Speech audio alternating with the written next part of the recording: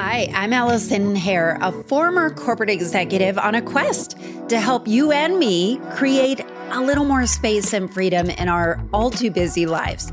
Welcome to the Late Learner Podcast, where we are breaking down old, tired paradigms. You know, like the ones we all live in. And here we discover more modern approaches that just plain work better for you. So what are we late learning today? Well, we truly are late learning as we are talking about being diagnosed later in life, specifically with ADHD, attention deficit hyperactive disorder, and ASD, autism spectrum disorder.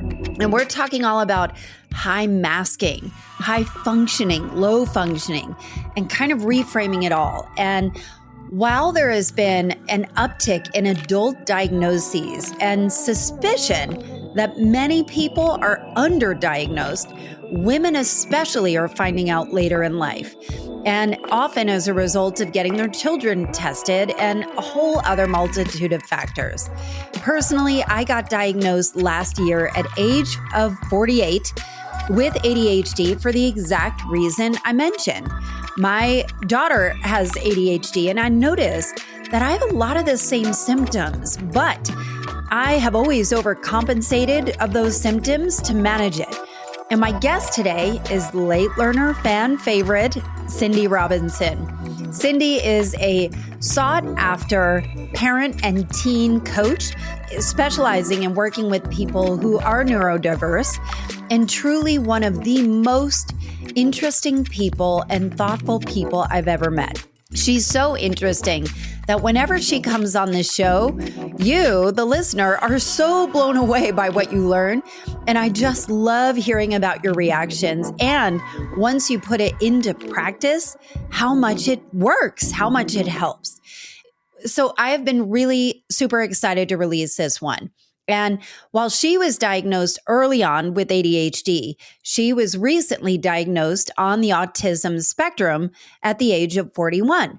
And what you may not realize is that what happens after you get diagnosed, there is a broad swath of processing on the other side and making accommodations that can be both liberating and scary. So Cindy has shared some really helpful frameworks in helping us make it easier to accommodate and for our loved ones as well. And speaking of our loved ones, let's get to the good stuff. What is stuff? It's the surprisingly true, useful fun fact. And this one is wild. There is a new study out of Rutgers University in New Jersey that stated that 1 in 4 teenagers, 25%, may have an undiagnosed case of being on the autism spectrum. Wow. If that is true, if there is a possibility that a quarter of us are running around feeling unsupported, I am not a doctor, I'm not a therapist, I'm not a statistician, but if so many of us are struggling with mental health issues, whether it's anxiety, depression, or struggling with loneliness, I wonder what kind of accommodations could be made if we knew why. I linked the study in the show notes if you want to go take a look for yourself. Now we are going to take a deep dive into the experience of the undiagnosed and what happens next. Here is my chat about high masking, low masking, and late diagnosis of ADHD and ASD with Cindy Robinson. We are back with the great Cindy Robinson. I know you hate when I call you the great Cindy Robinson, but welcome back to Late Learner Podcast. Thank you very much. So how would you define who you are? Introduce yourself if you may, because it evolves.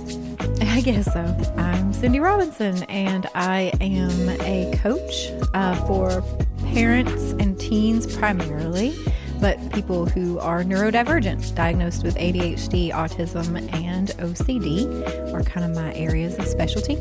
And I just coach them through the unmasking process. So speaking of unmasking, we are talking today about high masking, and we're talking about high functioning of ASD, ADHD primarily because both you and I were diagnosed very late. for ASD. And I think what's so funny about you, Cindy, is that you wrote a memoir. And in the memoir, you said the one test I've passed with flying colors was ADHD, but ASD was now. Yep, that one was sneaky and behind the scenes. It really was. So thinking about high masking and a high functioning, what is on your mind right now? Like, what is a concept that you've been turning around, that you've been thinking about? Yeah, I think it's this sort of, and I did know this before being diagnosed, but now living it myself, it's even more meaningful to me, is when people are talking in terms of autism, especially, but you see it with ADHD and other diagnoses as well, is they will categorize someone as being high functioning or low functioning. And primarily that means how well that person is functioning from the outside eye. And so a lot of people within the autism community would prefer terms like high masking or low masking, which means a better ability to hide their symptoms versus a lower ability to hide their symptoms. Because if you talk about functioning, if you say someone is low functioning, that person may not be able to mask their autistic symptoms very well, but if you ask them, well, how, where are they with anxiety and depression and sort of those side effects to masking, they often don't have a lot of those symptoms. So they may be low functioning in terms of how we experience them. We can tell that they have autism, but internally they might be performing very well and doing okay and functioning pretty well internally. Versus a high masking person who we would label as high functioning. We don't feel that high functioning. Like, I'm functioning well for everyone else, but internally, it's not functioning so well. Whoa. So this is like totally mind blowing, because what you're saying is that if they're using the terms high functioning, it's high functioning for other people, but because it is for other people, there is a storm of anxiety or stress that is probably present underneath. Is that what you're saying? That there might be. So just when you term somebody's diagnosis to be high or low functioning, you're basically just commenting on how well you can tell that they have that disorder. And that person may, or it doesn't tell you anything about how that person is doing internally. Whereas high masking and low masking is usually going to be much more centric to describe the person with the disorder versus our experience of them. Yeah, so my expertise on the spectrum is love on the spectrum. That's about it. But there were several of them through the couple of seasons that were out that people would say, you don't look like you're autistic. That seems kind of offensive, right? But what is the proper response? Yeah. I mean, the proper response depends on that person. And that's the thing, is turning it more person-centered. So each person with autism should be able to advocate for themselves in the way they want to. So for one person, they may be okay with explaining to someone that not everyone with autism looks the same. In fact, there's a big saying in the community of, if you've met one person with autism, you've met one person with autism, because it's incredibly diverse. It's a neurotype. It's not really like a very specific disorder that looks a specific way. So you might feel like you want to educate people on that. What does that mean? A neurotype? Because obviously it is a spectrum, but what is a neurotype? I mean, essentially, if you really push anybody who works with autism, they ultimately can't tell you what it is. It's a collection of symptoms, and often a collection of struggles in specific areas. And that's going to be like social areas. It's going to be in self-regulation areas. It's going to be a rigidity. Usually see restrictive or repetitive behaviors. So if you see enough of those behaviors in a person, or that person can articulate enough of those feelings as being their experience, then you can diagnose them with autism. But what is it? What causes it? What is there an autism gene? These types of things doesn't exist. It ultimately is a neurotype, which means it's just a way of the brain to operate. It's a huge net of people who are in that category. So I'm curious about your own experience. So you've always had a heart for people with neurodivergence. So knowing that you were ADHD, you are a person who goes deep in a research hole. Like you're the person that's like reading medical books for fun. But I wonder, what was it like for you? And did you have suspicions that you might be on the spectrum? What did that look like? Yeah, it was a bit of a mind effort. Is it okay to say you're in your 40s? Yeah, right? yeah. So I'm in 41, your 40s, 41. and that's when I got diagnosed with autism, what I would call high masking or level 1 autism, but also people would refer to as high functioning. But yeah, it was a bit of a mind F because I knew that, like, I work with teens and I would end up with all these autistic teens, and they would all be teens that the professionals are like, I don't know what to do with them. What do I do with this kid? And I would feel that they were very effortless to work with. Wow. And so it should have been a bit of a clue of, like, I just thought I was really good at communicating with autistic people, but I never stopped to think, why am I so good at communicating with autistic people? So those should have been clues, but they definitely went over my head. I was able to make a huge effort to mask the symptoms. And so eventually I was talking with a professional who does psychological testing and saying, hey, like, I've done all this work. I know what's my ADHD. I've done all this trauma work and all the things that I was explaining as a trauma response. As my trauma is really lifting and healing and I feel that difference, there's still these weird symptoms that don't make sense. And so she said, oh, this could be like a high giftedness, a high intelligence symptom, or this could be autism. And so then I was like, oh, let me do the psych testing to figure it out. Let me do the high intelligence one. Girl, let me tell you, I was so confident. I was like, oh, I'm a genius. I'm gifted. Like, I was so certain that I was a genius. Like, that was it. As soon as she said giftedness can look like this, I was like, oh my God, I'm That's a genius. And so I thought during the testing, when she was doing all the IQ testy stuff and you're putting these puzzles together, I was like, I bet I'm blowing her mind right now. I thought the chart is going off. Yes, I'm like putting this together so fast. She's probably so blown away at how smart I am. And then I got the psych ed test back and I was in literally the 50 percentile for intelligence. So like the most average, basic intelligence that a person could have. And so I was like, oh shit, like, I'm not a genius. I'm freaking autistic. And so that was just I really had leaned into the giftedness and then quickly learned, no, I'm real average. No smarty over here. I'm autistic. And I think that is really important for me to share with people because I thought I needed to have a trade-off. I thought, okay, I can be like this. I can have these symptoms. I can have these limitations. But if it's because I'm smart, then like it's okay. But then learning like you're not smart and you have these deficits and you have these needs. I had to do a lot of work on being okay with it just being disabling. And that I didn't have some perk that I could provide the world with to make it okay that I was like this. This feels really hard to hear.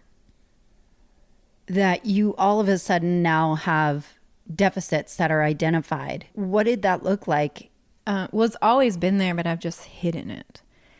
So a lot of social deficits, a lot of backing out of social plans because I get so overwhelmed and afraid of those social interactions, which we would just call introvertedness. I would just kind of say social anxiety. I'm these things, but in reality, it's like a huge block. And I get very overstimulated and very overwhelmed in social situations. So I would hide that. I would hide the dysregulation, the exhaustion that my body feels after doing something and the rigidity to change. I would just force myself to eat foods and go places and do things that I would just be really uncomfortable with the entire time. But I would be like, if I did it, then I'm normal. So just tons and tons of masking of problems and struggles that I have, but I would just internalize the pain or discomfort or dysregulation, or I would be snappy with people I was very close with, would take it out on them, but the world would not see, how dysregulated I would get. But I wonder how much of this feels like normal life too. That people do get dysregulated, people do struggle with anxiety, people do struggle with it. So it makes a lot of sense that by nature you would feel like you're internalizing, why can't I just be outgoing, gregarious, whatever it is, like spend time with people I care about and not snapping? How do you identify what is high masking and what is potentially a deficit? Well, I think it's important to prioritize the internal experience of that person. You know, so if they're telling you that this experience is a 7 out of 10 for them, to not push back on that and say, well, you were able to do it anyway. Can you really do things while you're at a 7? But really listen to them. And I think that's what helped me realize is I was able to do all the things that could check me off the list of not being autistic.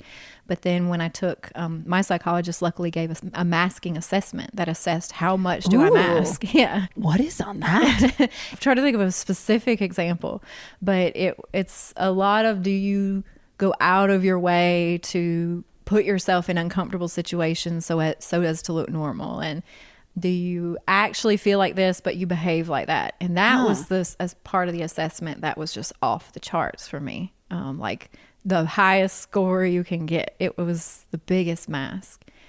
And I just think when you're weighing out like, oh, what if this is the normal human experience versus what if this is disordered? It's really like, how dysregulating is it for that person who's experiencing it? How difficult does that feel for them? Rather than, but you can do it. So you do it. So we don't think you have that big of a problem with it. But listening to the person say, yeah, but that throws me off for 3 days. Like I can do it. I can maybe go to that thing, but then I'm exhausted for days after. This feels really scary to consider. And I'm saying this because I don't know enough about autism. But like thinking about high masking, of how much we forego our internal experience to present in a certain way because that's what is expected. It's what's required of your job. It's what's required of your role as a parent or somebody in the school or community or whatever, some commitment that you've gotten to. Is it scary getting that diagnosis? Was it scary for you? And should it be? I would say first it was liberating. Like I had this weird excitement right after. Like I was totally shocked when she said I had average intelligence, but it hadn't really sunk in yet what that meant. But at first it was like permission. Like I was giddy almost, calling my husband, calling my sister, all of which the people who know me best, all of them were like, ooh, shocking. Like they had been telling me that this was autism for a while. Because if you see me up close, you see it. I don't mask. But so I was giddy at first because I was like, permission. Oh my God. Like all the girls' trips that I don't know how to say why I can't go on them. You know, all the things that I don't know how to say I can do. I can go, autism, I am autistic. So at first it was like very liberating and felt like permission. And then I thought, because I walk people through this, like I literally do this for a living. I walk people through the unmasking process. And the first thing I tell them after their diagnosis is there will be a grieving period no matter what. You can't escape it. There will be some grief and loss for whatever it is that you thought you could have been or all the times you didn't have the support you needed. Like it will throw you for a loop and you will regress. Because as you're unmasking, it's like you almost feel, back alien again. And you're, just all of a sudden really things scary. You couldn't do before. Like everything's harder now. Like that's what a lot of people will report. So I always say it's going to feel like regression. You're going to go through a grieving process. Like it's going to get hard, but this is part of it. And I'll tell parents, this is going to happen for your kid. So I was like, well, I know all that. Because I teach people this every day. So I can skip it because I like already know. Right. I'm good. So I was like, I won't do that because like I don't have any stigma. I teach people that. Right. Yeah. I'm like the one to skip that. Like if anybody could skip that step, it's like definitely gonna be me. And so no, it obviously put in your genius pile. Yeah. There goes bye-bye genius and bye-bye not grieving. So then it hit the wave of like grief and like, oh my God, this whole time. And then everything was harder. I felt weirder. I suddenly wanted to dress weirder and like be more unmasked. And was that going to make people think I was weird? Were people going to think I was pretending to be autistic now because now suddenly I'm acting autistic? So that was rough. Yeah. Did you not experience that? What about for you? I did.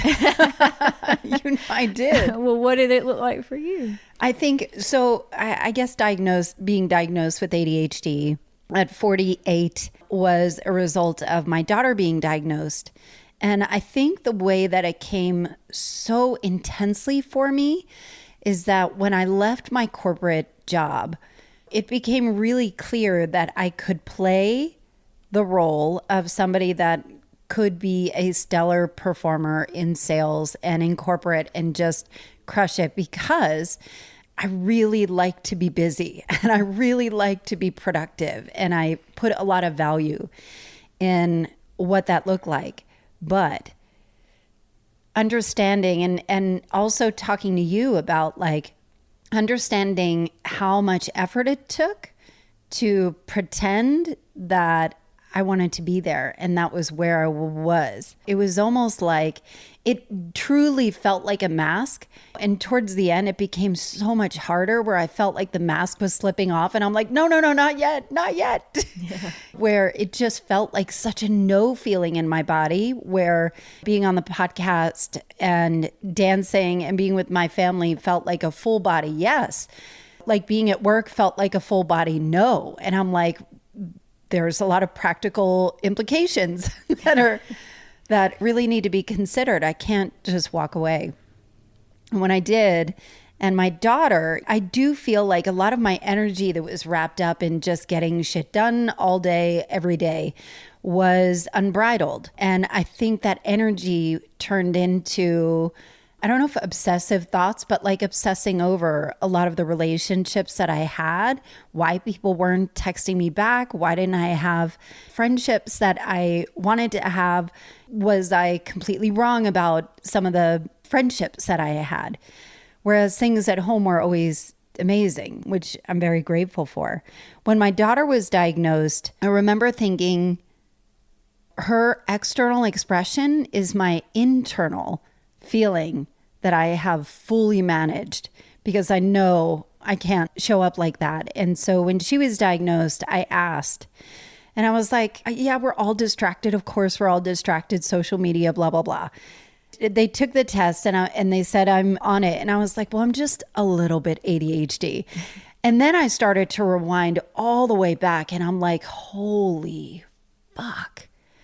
And all of the energy and effort that I put into exploring like why I was running so hard was to not behave like my mother did, who was late to everything. She was a wonderful, wonderful person, super creative, couldn't finish a project to save her life, couldn't bring anything to fruition, where I was like, I'm going to be the exact opposite. She really struggled and suffered health-wise, financially, emotionally, her whole life. And I was like, I am not going to do that. And I'm going to make sure of it. So I'm going to run as fast as possible.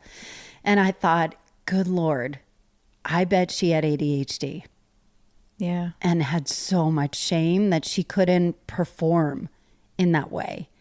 So I don't know if I answered the question, but I do feel like there was, at first, I think I did feel an embarrassment of, wait, I thought I was just like different, but like cool different, you know? Only in the cool ways. Only in the cool ways.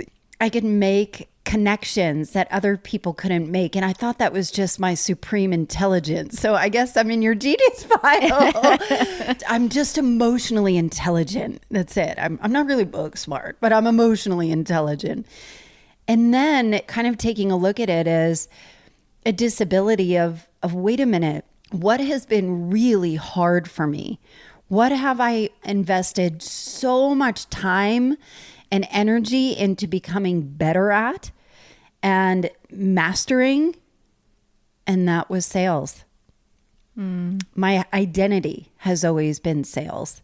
And I have performed and outperformed in it, but never felt like it was what I loved to do. What I love is like being in dialogue with people. I love helping people. And I think sales is helping. So that was a real mind fuck to like kind of unwind of all the things. I remember having a conversation with you that I'm like, all of it? And you're like, yeah, all of it. And I was like, you mean everything that I'm proud of that I have manufactured this identity. I have manufactured my identity of somebody who is outperforming, over-functioning, can command a respectable income, and can make things happen. All of it? Yeah. And then what? Yeah, that's the sad part when I talk about a period of grief that you have to go through, because no matter what, you do have that realization with a late diagnosis. And if you're high functioning, high masking, you have spent most of your resources and most of your nervous system and most of your energy and time in constructing the mask and in hiding symptoms. And therefore you didn't ever actually learn coping tools or language or compassion or any of these other things that somebody who, was in a culture where this could be talked about. Hopefully we're changing that for our kids, in an environment that's neurodivergent supportive. If you didn't grow up with all that, then once you do find out, you have to go back and realize all of that energy was spent on building a mask. Yeah. And the extra shitty part. No wonder why we're tired. Yeah. And no wonder why we're burned out, honestly. And when the mask starts coming off, no wonder that we suck at doing basic human stuff, because we didn't actually learn how to do any of those things. We didn't learn how to take care of ourselves. We learned to look like we took care of ourselves. So it's crazy. And in addition to all of that, an unfortunate side effect to masking is a feeling of being fraudulent, of defrauding people, because all we're doing is picking the survival tool that we had. For other people with ADHD, like for my ADHD, I was not high functioning ADHD.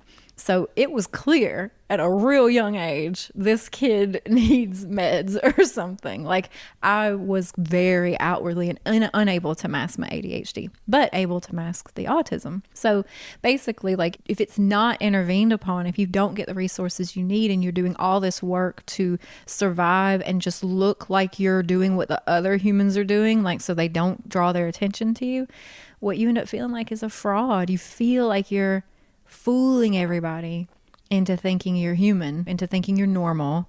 And then that in and of itself is difficult to reconcile, is that feeling of being a fake.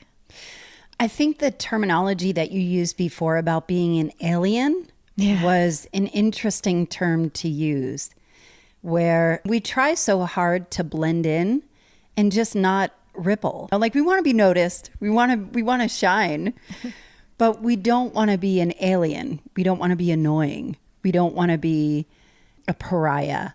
And I think it's an interesting perspective of what does it look like? And I'd love to know your opinion on unmasking that. If you are asking yourself and giving voice to your internal experience, giving priority to your internal experience of what does it look like to unmask and really rediscover who you are, it's a scary prospect, because for me, everything that I built value on was a fake or could be a fake. I don't know the answer. I don't feel like I was faking people out. Right. But at the same time, if I'm not that, then who am I? And that is a really interesting perspective. And I also do want to mention that being female in our 40s, in perimenopause and menopause, and having these hormones layered on top of even just in your 40s, what I have noticed, and being a person that coaches women who are going through transition, I think that we in our 40s have discovered that all the things you work so hard for and thought like, well, if I just accomplish these goals, then I'll be good. I'll have the American dream. I'll get the pats on the back. I've got a roof over my head. I can rest. And you wake up and you're like, wait, that was bullshit, right? Why am I not happy? Yeah. Hi, it's Allison. Thanks for listening. If you are going through a big change or contemplating a shift in your life, maybe it's career, marriage, divorce, a big move, kids moving out, kids moving in, blended family, or just looking to get some damn space in your calendar, and you are committed to coming out of the other side victorious, we should talk. There is something so powerful about having someone in your corner helping you clear the path for your next version of yourself, the one of your design. You can schedule a free consultation with me at AllisonHare.com/schedule. I have what I need. Why isn't it enough? So are my kids my purpose? What if I want more purpose? What am I going to do? Why isn't this enough? And so I think all of those complexities layered on need to be looked at. And I don't know if there is a separation between it. Yeah, no. And what you spoke to about women and minorities as well, like we tend to be in the more high functioning, high masking category because we're socialized that way and we go undiagnosed more often. And then perimenopause, fun fact for ADHD people, is the reduction, like estrogen is really important in the transmission of dopamine. So, as estrogen goes down, now you have even more of a dopamine deficiency. So I'm feeling that as well. I'm early in my perimenopause journey and I'm starting hormones. I mean, just FYI, I don't care. I don't want to feel this way. Yeah. So we'll see. But yeah, it just perimenopause. If you had it all together, that'll be a time it catches up to you. But one thing you're talking about with that unmasking and the who am I and what is this all for, it brought up something that I want to talk about that happens a lot where you kind of, when you start accepting that this is what's going on, but you've been in a productivity, high masking mindset for so long. Go on. You'll immediately, I'm listening. It'll kind of feel like you have these two choices, like two roads. One is it's a superpower and the other is it's a disability. And so I just want to, one frustrating thing for me is that we have to honor that it's both. Because you can't just jump right into, oh, my ADHD is my superpower, and then grind on all gears on your ADHD traits.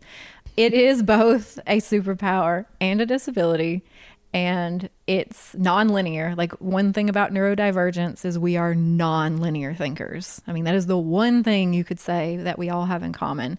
And that means, neurotypicals, maybe. Sometimes I think they're lying, but they give the facade, at least, that something happens in the past and then you heal for it, step 1, step 2, step 3 of healing, and then you're good from that point forward. And it's really important that neurodivergents understand we don't work that way. We are multidimensional thinkers, and therefore everything is happening all the time and nothing is happening all at the same time, which might sound confusing, but it just means that we can be in various different emotional states at the same time. We can be in various different levels of acceptance of our superpower / disability at the same time, and just opening your mind to think more multidimensionally and make more room for all the different feelings that you might have about your process. So I'm rolling my eyes at this because I've done this exercise with you, and embracing the disability aspect of it is really hard. And I'm wondering if you would indulge me. Can you share what the response was from the people that you shared with your diagnosis of autism? And I'm sure it varies on a spectrum, all puns intended. What was the response met with? The people who see me every single day, it was like, duh. So there was absolutely no question, no pushback. They knew before I knew. And then as you expand out of that bubble, I got a lot of, you? Are you sure? What? And then I did get a couple of, I think you're getting caught up in the labels. That doesn't seem right. That doesn't feel right to me for you. That kind of like, that doesn't look, I don't think that's accurate. I think you've been misdiagnosed, or I think you're seeking too many diagnoses and like looking for answers, that kind of thing. So that part was not fun, because that's sort of the whole point of the masking is like, I wouldn't think that you would peg me as autistic because I've worked tirelessly my entire life to not be seen in that way. I think what I'm trying to get at is the stigma aspect. And certainly there are people that work in this space that really understand it or have more exposure than other people. And I think from my perspective, the ADHD, it's been met with no shit, who doesn't, no, that's just dumb. It goes away. Like I've heard somebody say, well, 78% of people grow out of ADHD. And I was like, oh, you know what I mean? Yeah. That it is like a masking kind of thing. Yeah, like do they growing out. Do they grow out of it, or do they learn to mask it? Yes, they learn how to mask it. And so I think there is still stigma, and I would love to understand, what would you love to have updated in our brains when it comes to ASD or ADHD? Yeah, for both of them, it is that person-centric mindset of allow the person with that diagnosis to lead the way. Like allow that person's internal experience to be the priority. I think that's on everything that you ask me of what I feel about this. It's always, why were we never prioritizing the person who is living with this? Why are we never looking at someone? And I mean, I can't tell you how many times parents will be like, everything's fine, their grades are good, or it's getting better because, they stopped doing these symptoms that I can see, and now they have perfect grades. And I'm always like, whoa. What does that mean though? Because I think there is a correlation between intelligence and autism, grades as a reflection of, intelligence or ability to, pay attention, absorb, process information. Can you help us distinguish the difference? Because I think we conflate the two when they are probably very separate things. Oh yeah. Now, intelligence and autism are not linked in any kind of way. So you can have a person with autism with any intelligence level, cognitive intelligence, plus there's multiple types of intelligence. So they're not correlated at all. But to think that somebody who is producing a good product, which that would be the grade, or they're doing a good job at work, or they're the best surgeon in the field, to assume then that person's internal experience must be better than someone else's is completely false. I mean, there are lots of people who are excellent at masking and excellent at producing, but are incredibly miserable inside. And I think learning to prioritize someone's functioning level based off their internal functioning. So how does it feel to be you? Because you'll take someone who's always gotten straight A's and who got into the best school and is top of their class and always, just top of their sales team. You find those people and you will rank them off of how little they inconvenience you or how much they produce for you. And instead we should be saying, but what does it feel like? How does it feel inside to be that person? That should be really like square one where you start. So I think when someone is dismissive of our diagnoses, that is them failing us, because they should be asking, does that feel right for you? Does that feel like the right diagnosis for you? And if we say yes, then that's where they drop it. I think we need to pause right there, because that's really powerful. Does that feel like the right diagnosis for you? Leads with curiosity and room and space for them to process. But also there are a lot of expectations, kids in school, those kind of things, ranking metrics, those kind of things that are really, really important. So prioritizing an internal thing for a very neurotypical world, how do you navigate a world where that's not prioritized? Starting with not saying those things are very important. So even when you said those things are very important, I'm immediately like, no, they're not. But they are in school. They're in academics. They They're are to those educators right. or to those systems. They are very important to them. But that's the problem with how we get so heavily masked, is that we then assume whatever is important to someone else matters more than what I'm feeling inside, or matters more than what I'm going through. Right. And that's bullshit. So when you changing that entire structure of saying that is very important, those things aren't very important. Your child's grades are not very important.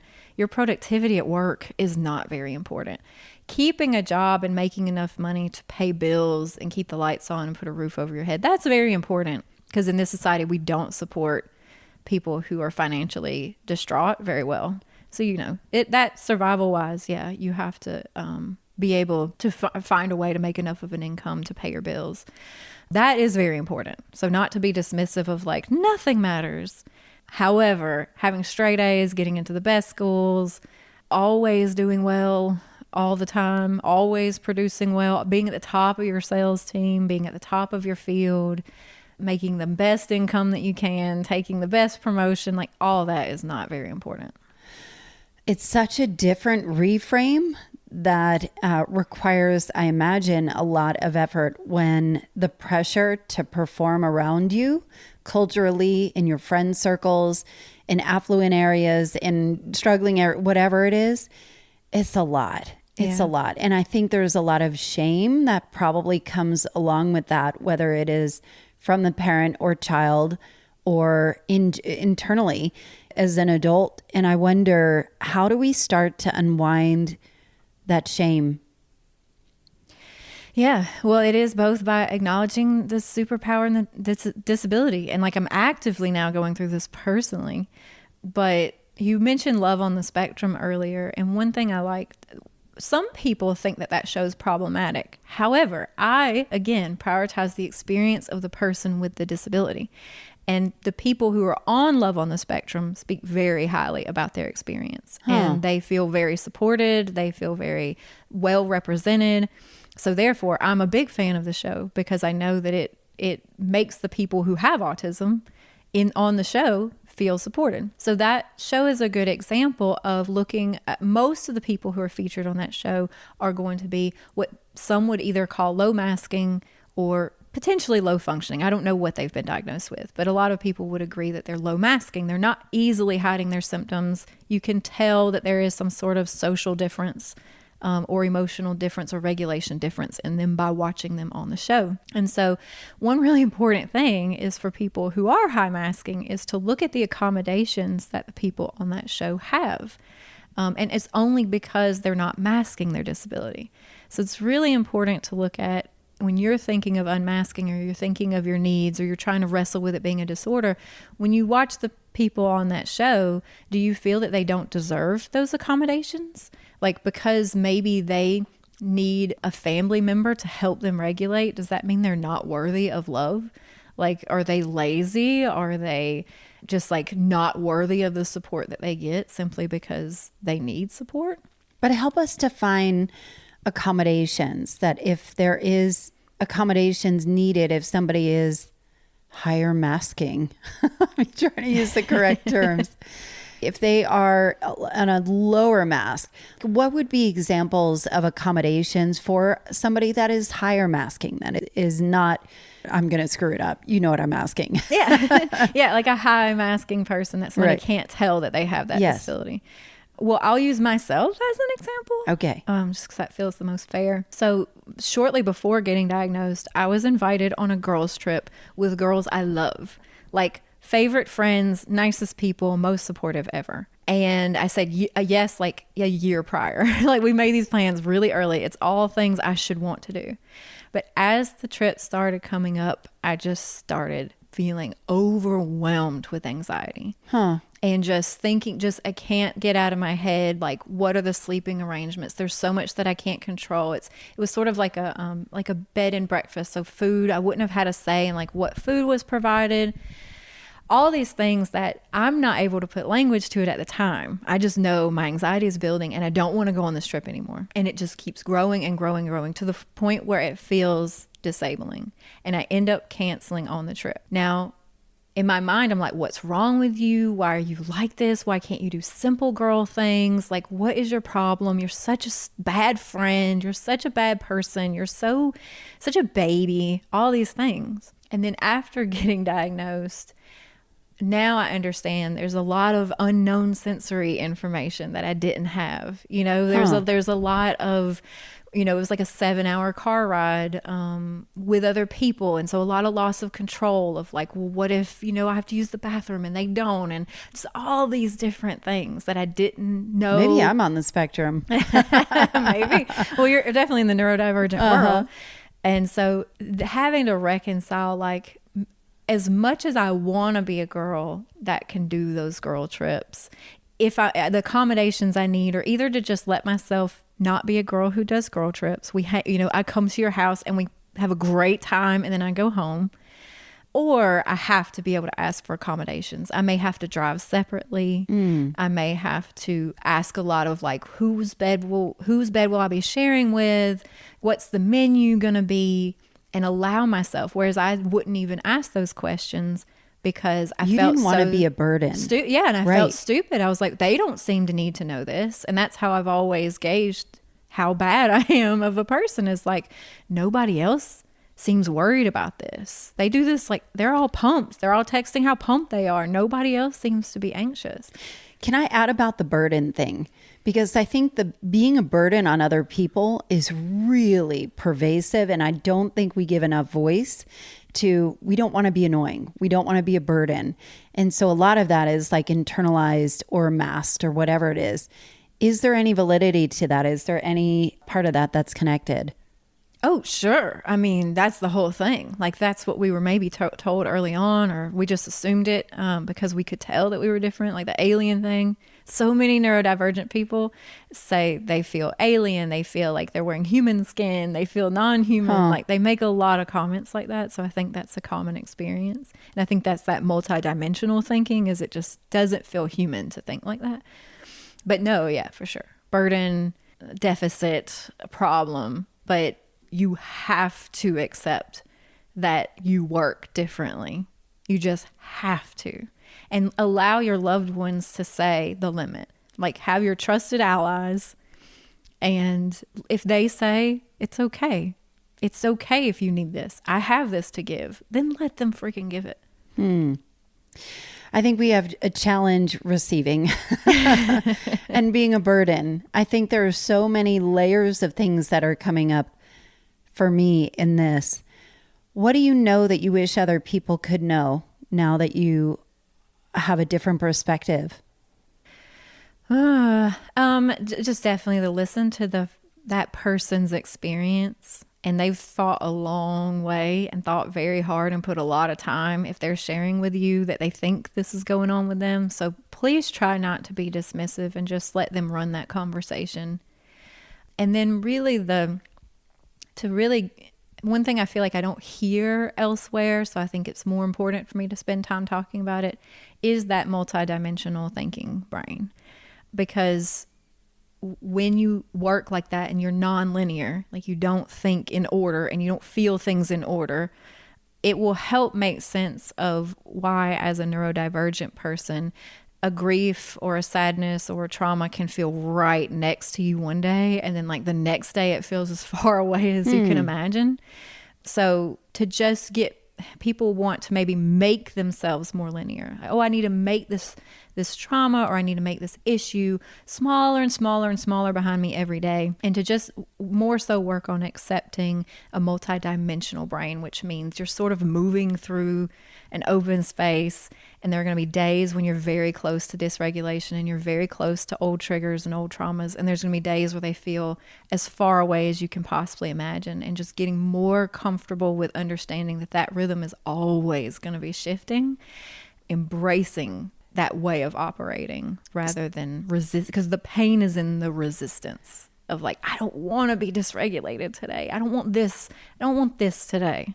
I'm just going to clip that. The pain is in the resistance.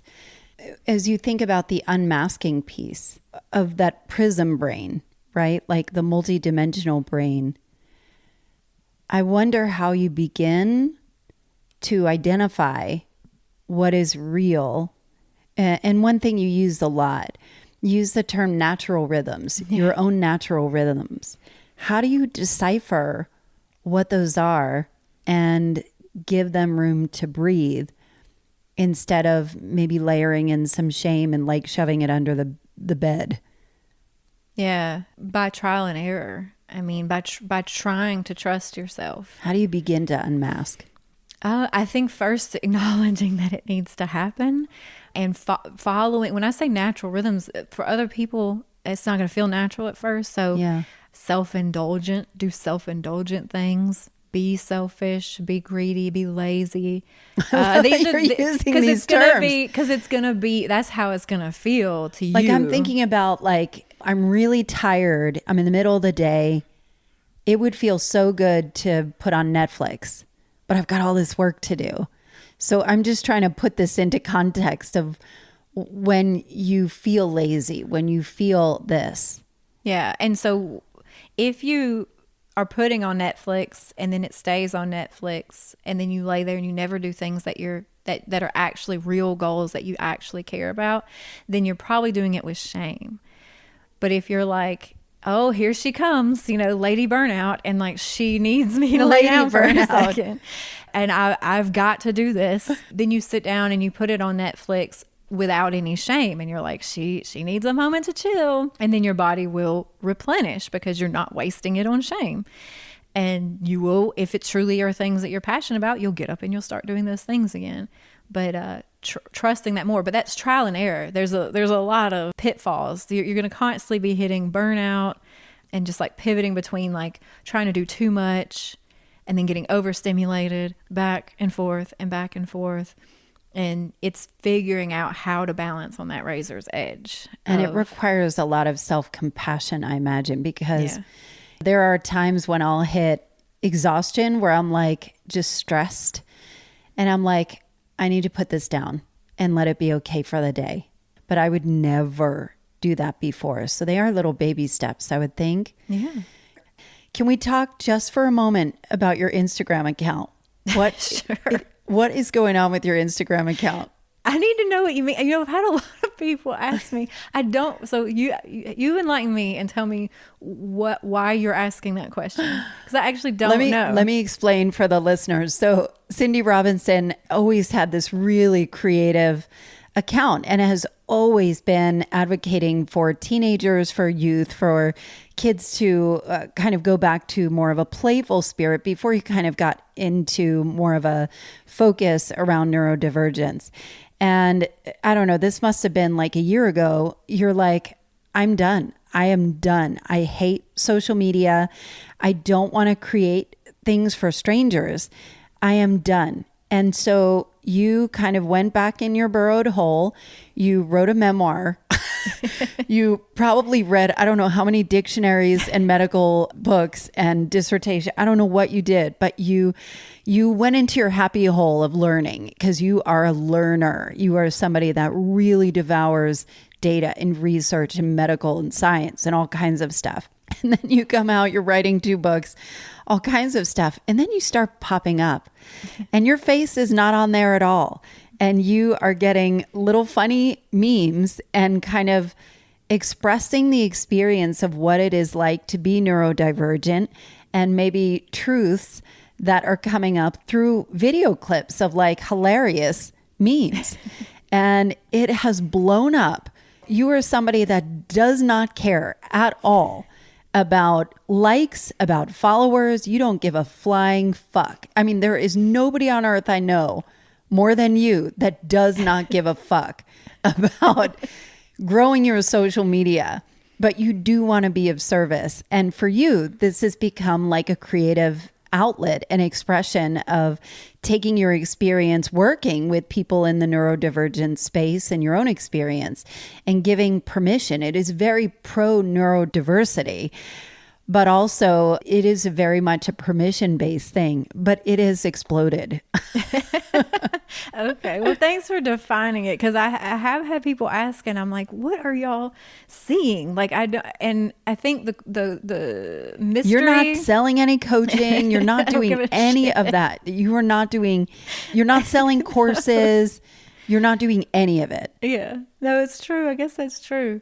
I guess for me, it's always been like a search for like a creation. It's always been about the act You're of very creating. creative. You've always been very visually creative. Well, thank you. And maybe that's it. Is I think when you are a creator, it's the act of creating that you're thinking about. And if you truly can get rid of that ego enough that you're not thinking about the response, you don't realize that there was an evolution. Do you know what I'm saying? So like you're articulating for me, and now I can hear it. I can and go, you're funny as fuck. Okay. You are hilarious too. Thanks. And that's my favorite compliment. Like, to be funny, I wanted to be a stand-up comedian when I was a kid. Like, to be funny is the best thing. So I appreciate that. But now I understand what you're saying. Okay, I get it. It was a pivot. It felt like a big pivot maybe, or a change. But it was just, for me, like evolution as this is what I like creating now. And no, I don't care. And I love not caring. You post and ghost. Yeah, I don't care. It's a very liberating feeling. But it is probably an unmasking thing. Like, it probably is part of the unmasking is, not caring. But also not wanting, I don't want my face on social media. Is that a masking? Is that a hiding? No, it's more comfortable for me. Yeah. Like privacy and being seen and there's this like being perceived is a stressful thing for a lot of neurodivergent people. So that's always been hard because I wanted to make reels, but you always had to be in them. It seemed like the rule was that you had to be in them. The rule. And then you're being perceived, and like, I want to make the funny thing, but I don't want to be perceived. And so this is a great, easy way. So now I can be much more like focus on the part I like, which is just being funny. Well, I think what I appreciate about it so much is that I have kind of look to you in terms of the Instagram, that there's so many people that are paying for followers. They would do anything to have a following. Like, they're trying to crack the code of social media. And I think what I love about your evolution around it is really not caring and being able to express yourself in a way that feels really right for you. But also, it is a very unique voice. It's a very different voice. And I think there is a freedom in what does it look like to just not try and make it perfect or try and follow a trend, but just do what makes you happy. And for you, you've just been ingesting so much data and synthesizing it in a way that comes out in very funny, very creative, very relevant and resonant stuff that I think is important to the community. Thanks. Thank you. I don't know these things, so I really appreciate you saying them. If you see how red Cindy's face is right now. Oh, you and my husband would be like besties. You don't like compliments. We don't know what to do with them. Right. And it's funny, I heard somebody, oh crap, I don't know if you can work this in, but I wanted to say something that I think could maybe resonate. We have 4 minutes before you need to get out. Here's a very important thing for people who might be high masking and they're like hung up on, am I or aren't I?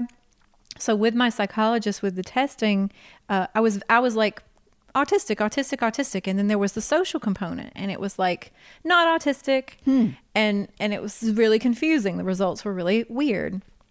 And what ultimately was concluded was that I am an autistic person with a hyperfixation on understanding human beings and emotion.